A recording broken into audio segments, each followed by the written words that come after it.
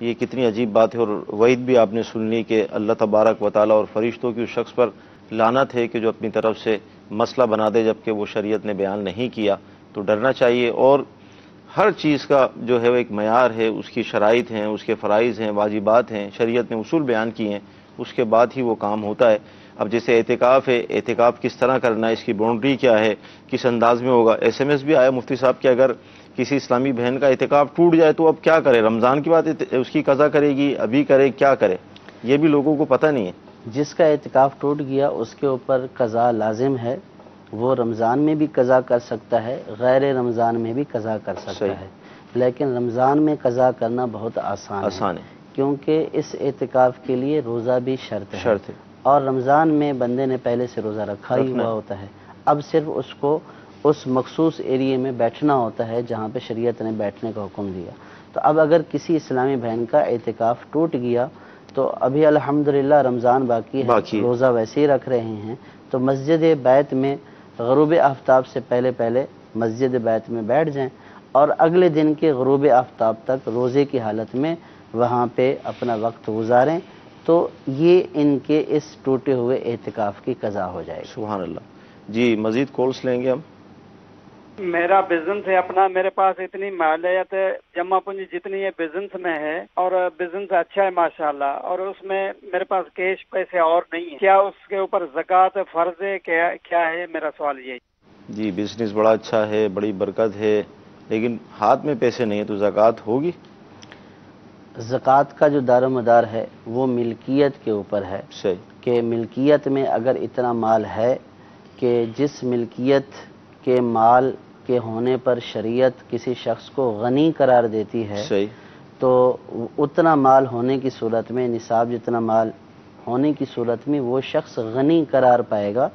اب اس کے لیے ضروری نہیں ہے کہ اس کے ہاتھ میں نقدی بھی ہو یا نہیں، اگر نقدی ہاتھ میں نہیں بھی ہے تو زکوٰۃ اگر مقدار نصاب کے برابر ان کے پاس مال ہے اور تمام شرائط پائی جا رہی ہیں تو ان کے اوپر زکوٰۃ لازم ہوگی، اور کہیں سے بھی ان کو نقدی کا ارینج کرنا ہوگا۔ اب اس کو یوں سمجھ لیں کہ اگر کسی کے پاس 50 تولے سونا ہی ہے اور بولے میرے پاس نقدی تو نہیں ہے، تو شرعی اعتبار سے جس کے پاس اتنا ہے تو اور دیگر شرائط پائی جا رہی ہیں تو وہ تو غنی ہی ہے، تو جب غنی ہے تو اب اگر اس کے پاس جو ہے وہ زکوٰۃ کا ایک مال ہے تو اس کو تبدیل کرا لے، سونا تو آرام سونے کی جو ہے وہ نقدی کر لے یا سونا ہی جو ہے وہ زکوٰۃ میں دے دے۔ اگر اسی طریقے سے کسی کے پاس مال تجارت ہے، فرض کیا کہ پرچون کی دکان ہے، اچھا کاروبار ہے، تو اب اس میں نقدی دینا ضروری نہیں ہے، بلکہ جو اشیاء ہیں کھانے پینے کی یا فقیر کو جس کی حاجت ہے، فرض کیا میڈیکل سٹور ہے، اب کسی کو دوا کی حاجت ہے، وہ مستحق کے زکوٰۃ ہے، تو اب اس کو اتنی مقدار کی ادویات دے دے۔ اگر کھانے پینے کی اشیاء رکھتا ہے تو کھانے پینے کی اشیاء ہی جو ہے وہ مستحق کے زکوٰۃ کو دے دے، تو اس صورت میں زکوٰۃ ادا ہو جائے گی۔ یعنی ایسی اشیاء کہ جس کی فقیر کو حاجت اور ضرورت ہے تو ضروری نہیں ہے کہ اس کو نقدی ہی دے، وہ جنس کی ادائیگی کی جنس بھی دینے میں زکوٰۃ ادا ہو جائے گی۔ کسی کا کپڑے کا کاروبار ہے تو وہ کسی مستحق کے زکوٰۃ کو جتنی زکوٰۃ بنتی ہے اتنی مالیت کا کپڑا دے دے تو اس کی زکوٰۃ ادا ہو جائے گی۔ اسی طرح دیگر شعبہ جات کو دیکھ لیا جائے کہ اگر مستحق کے زکوٰۃ کو اس کے پاس جو مال ہے اس کی ضرورت ہے تو جتنی زکوٰۃ بنتی ہے اس اعتبار سے ادائیگی کر دے اور قبضہ دلا دے تو یہ بری ذمہ ہو جائے گا۔ جی مزید کورس لیں گے ہم۔ مسجد میں اعتکاف میں بیٹھتے ہیں، مسجد میں چارپائی سے ڈھا کر رات کو سونا جائز ہے کہ ناجائز ہے؟ چارپائی آرام کے لیے مسجد میں اعتکاف کی حالت میں چارپائی پر سونا تو جائز ہے، لیکن چارپائی مسجد میں رکھنا یہ مسجد کو گھر کے مشابہ بنانے والی صورت ہے، تو اس سے اجتناب کرنا چاہیے، الا یہ کہ کوئی انتہائی اشد ضرورت ہو کہ کسی کو اعتکاف میں کچھ ایسا ہو گیا کہ چارپائی کے بغیر اب سو ہی نہیں سکتا ہے، تو اس صورت میں ایک جدا صورت ہے۔ لیکن اگر مسجد میں لوگ چارپائیاں رکھنا شروع کر دیں تو وہ مسجد کم اور چوپال زیادہ لگے گی، تو اس لیے مسجد کو ایسا نہیں بنانا چاہیے کہ جس سے وہ مسجد نہ لگے بلکہ گھر لگے، تو مسجد کو مسجد ہی رکھنا چاہیے اور 10 دن جو ہے وہ برداشت کرنا چاہیے اور 4 پیسے اجتناب کرنا چاہیے۔ مدنی چینل کے ناظرین، اعتکاف بنیادی طور پر اللہ تبارک و تعالیٰ کی عبادت کے لیے کیا جاتا ہے، اس کو راضی کرنے کے لیے کیا جاتا ہے۔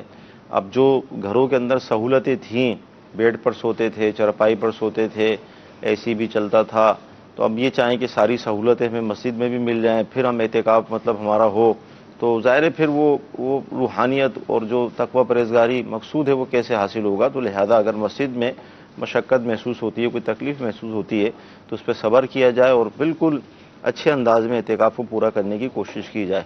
جی مزید کالس؟ میں جنوں درود شریف پڑھ کے مرن والوں نو بخشنا یا کو کلام بخشنا، کیا انہوں نے پتا ہوں بھی فلانے بندے نے کلام پاک پڑھ کے سانو بخشیا؟ علیہ ثواب درود پاک محفل وغیرہ کا جو اصال ثواب کرتا ہے، تو جب وہ اصال ثواب کرتا ہے تو روایتوں میں آیا ہے کہ وہ اصال ثواب فرشتے اس کو پیش کرتے ہیں صحیح، اور یہ کہتے ہیں کہ یہ اصال ثواب تمہیں فلاں بن فلاں نے بھیجا ہے۔ تو اس اعتبار سے جو اصال ثواب کرتا ہے تو میت کو اس کا علم ہو جاتا ہے کہ فلاں کی طرف سے یہ مجھے تحفہ بھیجا گیا ہے۔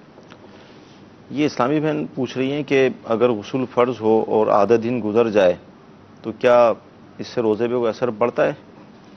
غسل فرض ہونے کی صورت میں روزے کے اوپر تو کوئی اثر نہیں پڑے گا، اگر اس میں آدھا دن بھی گزر گئے کوئی حرج نہیں، لیکن نماز کے اوقات سے پہلے بلکہ بہتر تو یہ ہے کہ فوری طور پر غسل کر لیا جائے تاکہ زیادہ وقت جو ہے وہ ناپاکی میں نہ گزرے، بلکہ اعتکاف میں تو ظاہر ہے کہ اس نے عبادت ہی کرنی ہے تو اپنے آپ کو پاک بھی رکھے، لیکن اگر کسی وجہ سے وہ نہیں کر سکا ہے تو اس سے روزے کے اوپر کوئی اثر نہیں پڑے گا۔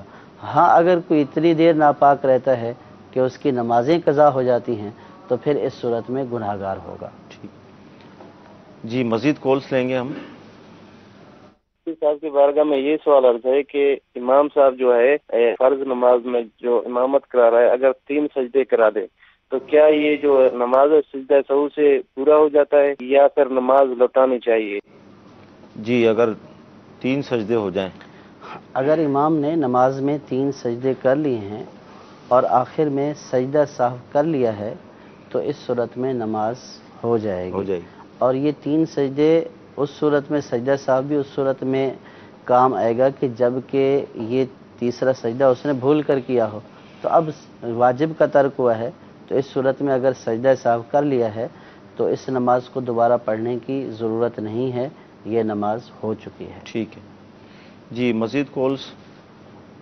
مفتی صاحب سے سوال یہ ہے کہ کیا اسلامی بہنوں کا عید کی نماز پڑھنا لازمی ہے، اور کیا یہ مسجد میں جا کے امام کے پیچھے نماز پڑھ سکتی ہیں؟ جیسے کہ مسجد میں الگ انتظام کیا ہوتا ہے عورتوں کا نماز پڑھنے کے لیے یا چھت کے اوپر کیا ہوتا ہے، تو اس طرح عورت نماز پڑھ سکتی ہے امام کے پیچھے؟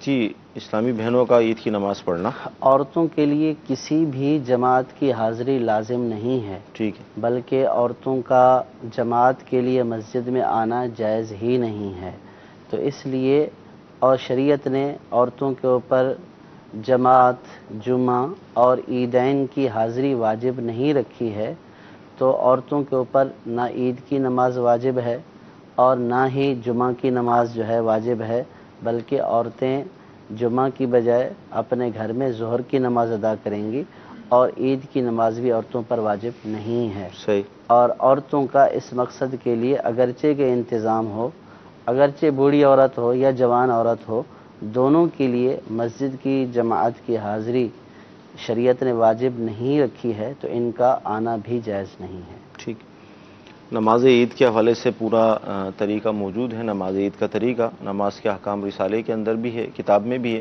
وہاں سے حاصل کر کے اس کا مطالعہ کریں، مزید انشاءاللہ آپ کو وہاں سے اس کے مسائل بھی پتہ چلیں گے۔ جی مزید کورس لیں گے؟ محمد جاوید اختر سرگودا سے بات کر رہا ہوں۔ مفتی صاحب سے میرا یہ سوال ہے کہ کچھ نمازی ایسے ہوتے ہیں جو سنتیں پڑھ رہے ہوتے ہیں نا، اس کے آگے جو سنتیں پڑھ رہے ہوتے ہیں وہ اپنی سنتیں ختم کر کے تو پیچھے والی نمازی کی طرف منہ کر کے بیٹھ جاتے، اس کی نماز ابھی ختم نہیں ہوئی ہوتی، تو کیا یہ جائز ہے؟ کیا فرماتے ہیں نمازی کے سامنے چہرہ کرنا؟ نمازی کی طرف منہ کر کے بیٹھنا یہ جائز نہیں ہے، صحیح، ناجائز اور گناہ ہے، تو لہٰذا جو نماز پڑھ کر بیٹھے ہوئے ہیں تو ان کو چاہیے کہ وہ نمازی کی طرف منہ کر کے نہ بیٹھیں، اور چونکہ یہ ناجائز اور گناہ والی صورت ہے، اس صورت میں گناہ گار بھی ہوں گے۔ ٹھیک ہے جی، مزید کالس؟ ایک دو قسمیں ٹوٹی ہوئی ہوں اور ان کا کفارہ ایک ساتھ نیت کر کے دے سکتے ہیں؟ کچھ سمجھ نہیں آیا، دوبارہ اگر کیا فرمایا انہوں نے؟ کالس دوبارہ چلا دیں اگر ممکن ہے تو۔ ایک دو قسمیں ٹوٹی ہوئی ہوں اور ان کا کفارہ ایک ساتھ نیت کر کے دے سکتے ہیں؟ قسمیں ایک دو ٹوٹی ہیں اگر، کیا فرمایا؟ جتنی قسمیں کھئی ہیں اور ان کو توڑ دیا ہے تو اتنی ہی قسموں کا کفارہ لازم ہو جائے گا۔ صحیح۔ اب اگر کسی کی 4-5 قسمیں ٹوٹی ہیں تو وہ یہ اگر نیت کرے کہ میں ایک کفارہ دے دوں اور سب کی طرف سے یہ کفایت کر جائے، سب کو پورا ہو جائے، تو ایسا نہیں ہوگا، ہر قسم کا الگ سے کفارہ ادا کرنا پڑے گا۔ ٹھیک ہے، ایک ساتھ دے سکتے ہیں؟ ایک ساتھ دینے میں کوئی حرج نہیں۔ صحیح۔ اچھا، ایس ایم ایس یہ آیا ہے کہ مختلف فلمیں بنائی جاتی ہیں، انبیاء کرام کے حوالے سے بھی بنائی جاتی ہیں، تو اس طرح کی فلموں کو دیکھنا چلانا کیا فرمائیں گے آپ؟ ایسی فلموں کا دیکھنا، چلانا اور بنانا جائز نہیں ہے۔ ٹھیک جی، مزید کالس؟ بولا تھا کہ میری وائف دمے کی مریض ہے اور وہ انہیلر کے بغیر نہیں رہ سکتی، تو کیا وہ روزہ رکھیں گی؟ انہیلر کا استعمال، دمے کی مریض ہیں، اگر اس طرح کا مرض ہے ان کو کہ اس طرح کا استعمال ہے ان کا انہیلر کا کہ اس کے بغیر وہ گزارا ان کا نہیں ہو سکتا ہے، پورا دن جو ہے وہ روزے کی حالت میں نہیں گزار سکتی ہیں، تب تو روزہ چھوڑنا ان کے لیے عذر ہوگا۔ ٹھیک ہے۔ اور اگر ایسی صورت ہے کہ جس میں وہ پورا دن جو ہے وہ انہیلر استعمال کیے بغیر رہ سکتی ہیں تو پھر اس صورت میں ان کے اوپر روزہ رکھنا ضروری ہوگا۔ ٹھیک، یعنی مطلقاً نہیں کہا جائے گا کہ جو بھی انہیلر استعمال کرتا ہے تو وہ روزہ نہ رکھے۔ صحیح۔ تو انہیلر کے استعمال کرنے کی کیفیت مختلف ہوتی ہے۔ صحیح۔ بعض کو بہت دن میں کئی مرتبہ لینا پڑتا ہے، اگر نہیں لیں گے تو حالت خراب ہو جائے گی اور بالآخر روزہ توڑنا پڑے گا۔ بعض ایسے ہوتے ہیں کہ ان کو کم مقدار میں لینا پڑتا ہے کہ اگر وہ 1-2 دفعہ بھی لے لیں تو ان کو کفایت کر جاتا ہے۔ اگر کوئی ایسی ترکیب ہو سکتی ہے کہ اگر ان کا مرض ایسا ہے کہ ان کو بہت کم مقدار میں لینا پڑتا ہے اور یوں ترکیب ہو سکتی ہے کہ سحری سے پہلے لے لیں اور پھر افطاری کے بعد لے لیں، اگر ایسا ممکن ہے تو پھر یہ کرنا ضروری ہوگا۔ اگر ایسا ممکن نہیں ہے اور جو ہے وہ بکثرت استعمال ہے تو اس صورت میں روزہ چھوڑنا ان کے لیے عذر ہوگا، روزہ چھوڑنے کی وجہ سے یہ گناہ گار نہیں ہوں گے، لیکن ان کے اوپر ان روزوں کی قضا کرنا ضروری ہے۔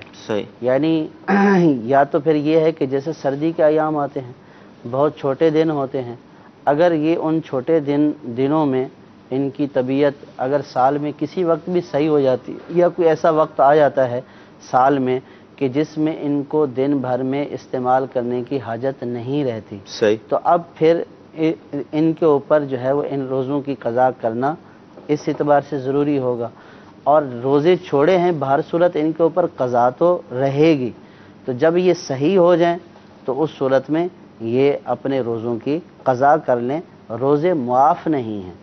اگر یہ سمجھیں کہ اس وجہ سے روزے معاف ہو گئے، روزے معاف نہیں ہیں، رمضان میں چھوڑنے کی اجازت ہے، لیکن ان کی قضا بدستور ان کے ذمہ باقی رہے گی۔ ٹھیک۔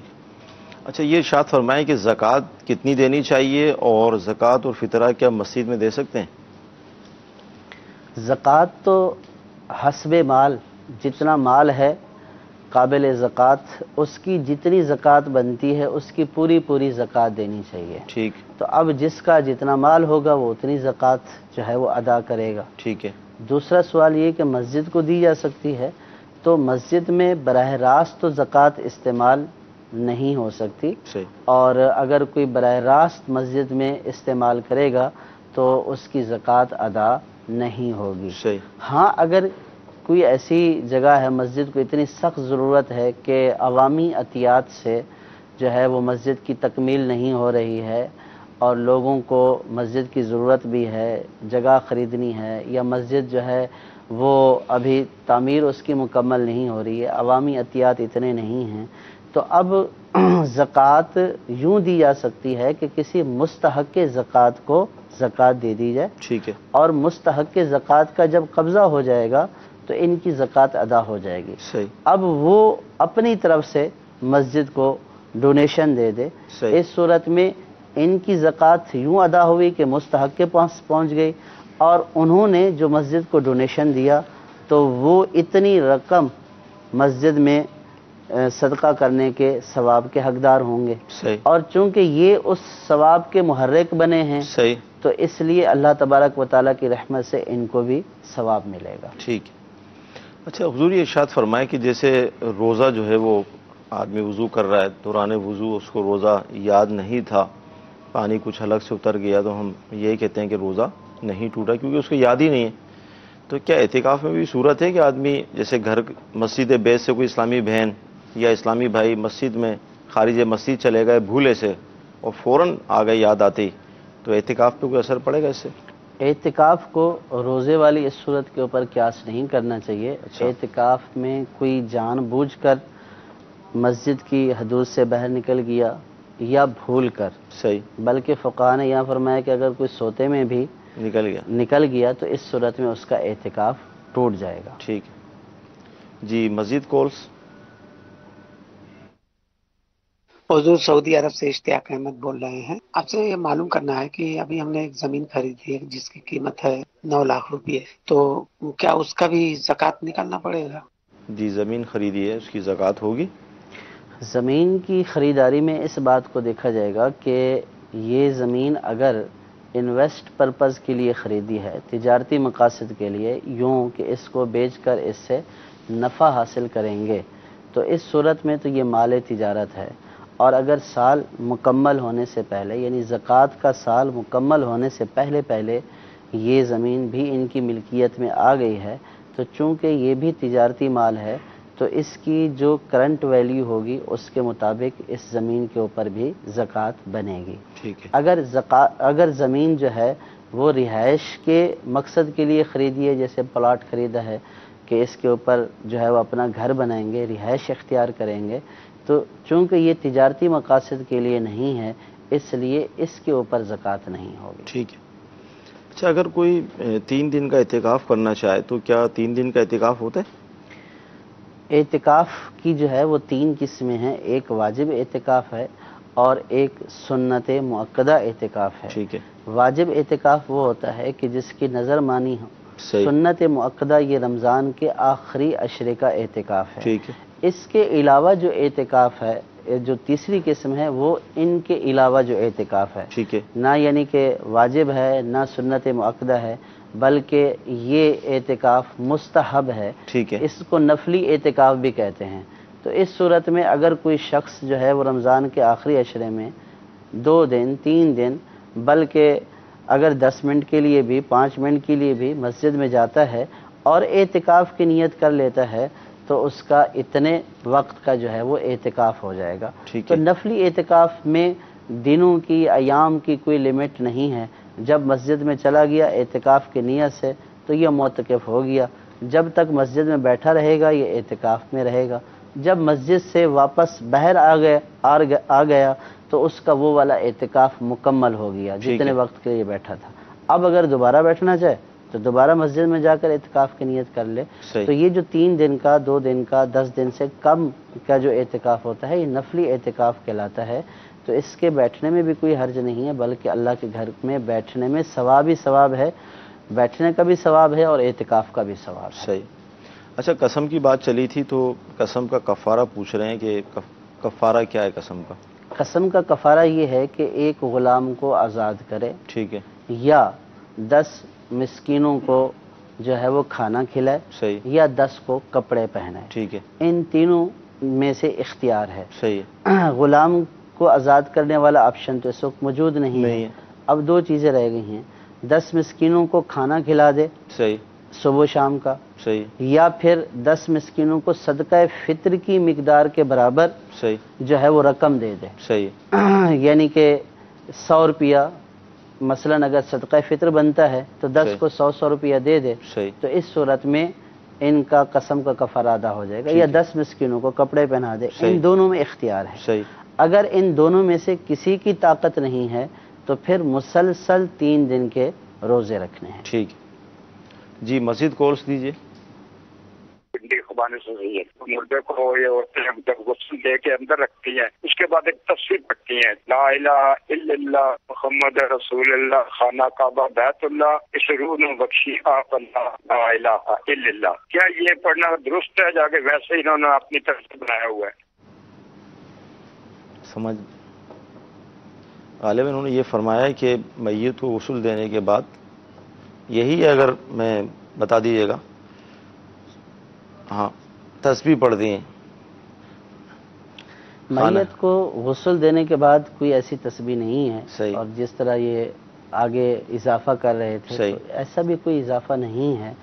ہاں، میت کو دفن کرنے کے بعد ایک تلقین ہوتی ہے، صحیح، تو وہ تلقین کرنا مستحب ہے، باقی ایسی کوئی تسبیح نہیں ہے کہ جس تسبیح جو پڑھ رہے تھے اس کے الفاظ خانہ کعبہ بیت اللہ اس کی روح کو بخش دے اے اللہ، بخشش کی دعا کرنا صحیح، بہت اچھی بات ہے، لیکن یہ سمجھنا کہ میت کو نہلانے کے بعد یہ کرنا ضروری ہے اور یہ تسبیح پڑھنا ضروری ہے، اس کی شرعاً کوئی حیثیت نہیں ہے۔ میت کے لیے غسل سے پہلے بھی دعائے مغفرت کریں، غسل کے بعد بھی دعائے مغفرت کریں، جنازہ بھی دعائے مغفرت ہے، جنازے کے بعد بھی دعائے مغفرت ہے، اور پھر ساری زندگی اس کے لیے دعائے مغفرت کرتے رہیں، اس میں کوئی حرج نہیں ہے۔ لیکن اس طرح کے مخصوص افعال کو لازم اور ضروری سمجھنا، اس کی شریعت میں گنجائش نہیں ہے۔ جی، بہت ساری ہمارے معاشرے کے اندر چیزیں رائج ہیں، یعنی شادی کے حوالے سے الگ رسمیں موجود ہیں جس کے اندر بہت ساری ناجائز رسمیں داخل ہو چکی ہیں، اسی طرح موت اور میت کے حوالے سے بھی بہت ساری ایسی باتیں ہیں کہ جو رائج ہیں جن کی شرعاً کوئی حیثیت نہیں، بعض تو ناجائز بن جاتی ہیں، تو لہذا یہ سلسلے اس لیے پیش کیے جاتے ہیں تاکہ ہم ان کو دیکھ کر اپنی اصلاح کریں اور عین شریعت کے مطابق جو کام ہیں وہ ہمارے علم میں آئیں اور اسی کے مطابق پھر وہ معاملہ کیا جائے۔ جی، مزید کالس۔ ایک آدمی ہے اس کے پاس وہ رہائش اپنے نہیں ہے لیکن وہ کاروبار کر رہا ہے، کرائے پہ رہ رہا ہے، ٹھیک ہے، تو وہ کہاں تک اس کے اوپر واجب ہوتی ہے اور کس قسم کے آدمی پر واجب جس کو دینی چاہیے؟ زکوٰۃ کا اگر اصول بیان فرما دیں، کیونکہ وہ کرائے کے گھر میں اپنا گھر، یہ سب زکوٰۃ کا اصول جو ہے وہ یہ ہے کہ جو غنی ہوگا صحیح اس کے اوپر زکوٰۃ لازم ہوگی، ٹھیک ہے، اور غنی کی تعریف یہ ہے یعنی جو صاحب نصاب ہوگا، شریعت نے اس کا ایک مخصوص نصاب ایک مخصوص کیا ہے، ٹھیک ہے، کہ اگر کسی کے پاس صرف سونا ہے تو 7.5 تولے سونا نصاب کی مقدار ہونا ضروری ہے، اور وہ اس کے پاس جب آیا تو یہ صاحب نصاب ہو جائے گا، جبکہ یہ اس کی حاجات اصلیہ سے اور قرض وغیرہ نکالنے سے فارغ ہو۔ حاجات اصلیہ ضروری جو حاجات ہیں ان سے فارغ، ان کے پاس اگر 7.5 تولے سونا ہے صحیح، اور کوئی نقدی نہیں ہے، چاندی نہیں ہے، تب بھی یہ صاحب نصاب ہوگا۔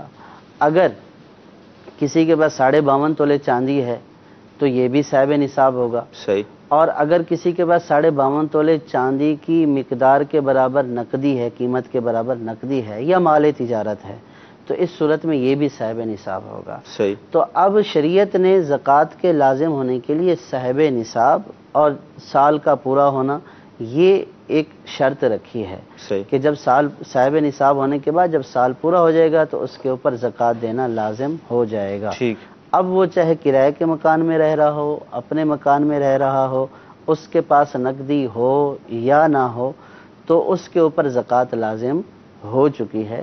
شریعت نے جو نصاب کی مقدار بیان کی ہے، مرد و عورت جس کے پاس ہوگا تو اس کے اوپر زکوٰۃ لازم ہو جائے گی۔ تو اس میں یہ نہیں دیکھیں گے کہ اس کا مکان اپنا ہے یا نہیں ہے، یہ جو ہے وہ اس کے پاس فرض کیا کہ سونے کے تو 50 تولے ہیں لیکن نقدی نہیں ہے، تو وہ بولے کہ میں نقدی کہاں سے لاؤں؟ صحیح، تو ایک جو نصاب کی مقدار متعین کر دی ہے، جس کے پاس ہوگا اس کے اوپر زکوٰۃ لازم ہوگی۔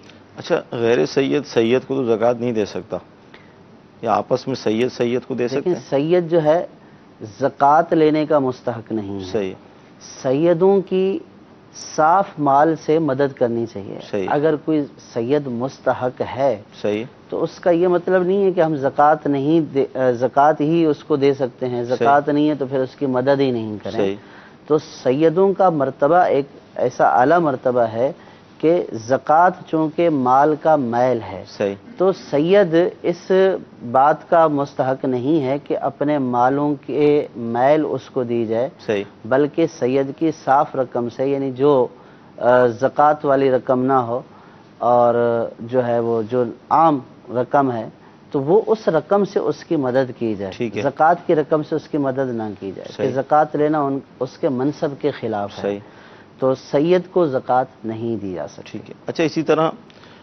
جو زوجہ ہے وہ تو سید ہے لیکن شوہر سید نہیں ہے، تو اب بچے جو ہے وہ غریب ہیں، اس طرح کی صورت مطلب بن رہی ہے، تو کیا اس کے بچوں کو زکوٰۃ دے سکتے ہیں؟ اگر شوہر سید نہیں ہے جی جی، تو نسب چونکہ والد کی طرف سے چلتا ہے، تو جو بچے ہوں گے تو وہ بھی سید نہیں ہوں گے۔ ٹھیک ہے، والدہ سید ہونے سے بچے سید نہیں ہوں گے، والد اگر سید ہوگا تو پھر وہ نسبی اعتبار سے سید ہوں گے۔ اب اگر والدہ سید ہیں اور بچے والد سید نہیں ہیں، بچے جو ہیں وہ غریب ہیں، مستحق زکوٰۃ ہیں، ٹھیک ہے، تو ان کو زکوٰۃ دی جا سکتی ہے، اور یہ زکوٰۃ خود بھی استعمال کر سکتے ہیں، اور والدہ پر بھی اس رقم کو استعمال کیا جا سکتا ہے۔ حدیث لیکن ناظرین، سلسلہ ہوا، بہت اہم سوالات گفتگو میں آئے، الحمدللہ علم میں اضافہ ہوتا ہے، تو یہ سلسلہ آپ دیکھتے رہیں، انشاءاللہ بتدریج آپ کے علم میں اضافہ ہوتا رہے گا۔ اللہ تعالیٰ کی بارگاہ میں دعا ہے کہ اللہ تعالیٰ ہمارے اس سلسلے کو قبول فرمائے، جو سنا ہے، جو سیکھا ہے، اس پر عمل کرنے کی توفیق عطا فرمائے، آمین۔ صلو علی الحبیب صلی اللہ تعالی علی محمد۔ گزارے کیسے زندگی، آؤ علماء سے پوچھ لیں، آئے جو مشکل پیش کوئی، آؤ علماء سے پوچھ لیں۔